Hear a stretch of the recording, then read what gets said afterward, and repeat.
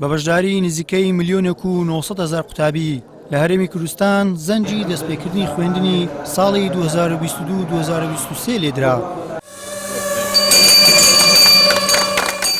بەڕێوەبەری گشتی پەروەردەی هەولێر بازلەوە دەکات ئامادەکاریان بۆ بەڕێوەچوونی ساڵێکی نوێی خوێندن کردووە. ئێمە بە لە دەست پێش ساڵ خوێندن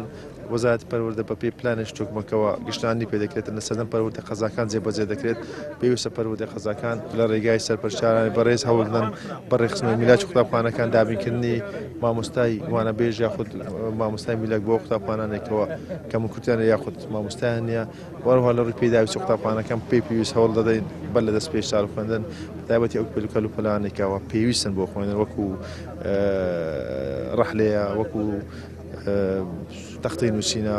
بابەتەکانی تشکەوە پێویستە لە ئامادەکردنی بۆ گراوە هەروەها پەرتوچی خوێندنەوە زۆر گرنگە ئەم ساڵی خوێندن سەرجەم پەرتوکان بە سەرژێر 100% چاپ کرا گەیشتە قوتابخانەکان واسە قوتابیان هەمیان پەرتیشونێ وەردەگرن. لای خۆیەوە سەرۆکی یەکێتی مامۆستایانی کوردستان هۆشداری دەدات لە بوونی چەندین کەموکورتی لە کارتی پەروەردە و فێرکردن لەو نێوانەشدا مامۆستایانی وانەبێژ ئەگەر گرفتەکانیان چارەسەر نەکرێت دەتوانن خوێندن پەک بخەن. ئەوەی کە جێگای تێبینیە کۆمەڵی کێشە و گرفتمان هەیە لەوانە تەرفیعی مامۆستایان تا ئێستاوە چەند ساڵێکات لە 2014ەوە تا ئێستا مامۆستایان و فەرمانبەران تەرفیعیان ڕاگیراوە بەڕاستیەوە یەک لە داوە گرنگەکانی ئێمەیە قڕەوی کردنی مامۆستایانی هەولێر و دهۆک و بەشێک لە کەرکووک کە لە هاوتاکردنی موچەکانیان لەگەڵ بەغدا تا ئێستا قەرەبوون نەکرێتەوە چەند ساڵێکە مامۆستایانی وانەبێژ بەڵاستی کێشە و گرفتێکی زۆر گەورەیان هەیە و تا ئێستا چارەسەر نەبووە لەلایەکشەوە ئەوان هاوکارێکی تەواویان کردەوە بە پرۆسەی پەروەردە بە تایبەتی لە گوندەکان و لە شوێنە دوورەکان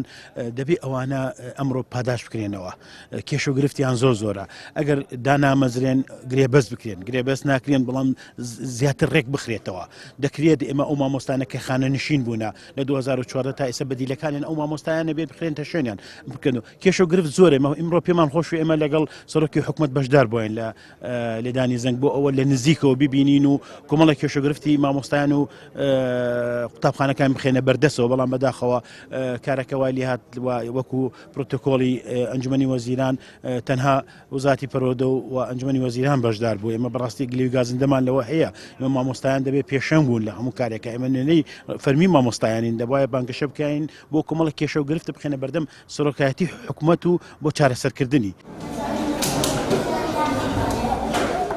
بەپێی ئەو ئەمارانەی دەستپێام کەوتون لە هەرێمی کوردستان 6,805 بینای قوتابخانە هەیە لە ئێستاشدا بۆ پڕکردنەوەی کەموکورتی بینای خوێندن 900 قوتابخانەی دیکە پێویستە. هاوکات کێشەکانی مامۆستایانی وانەبێژ و نەگەڕانەوەی موچە پاشکەوتکراوەکانی مامۆستایان و کەمی میلاک لە وەزارەتی پەروەردە بەردەوامن کە هەمویان بارگرانی جۆراجۆر و بەردەوامن بەسەر کەرتی پەروەردە و فێرکردنەوە.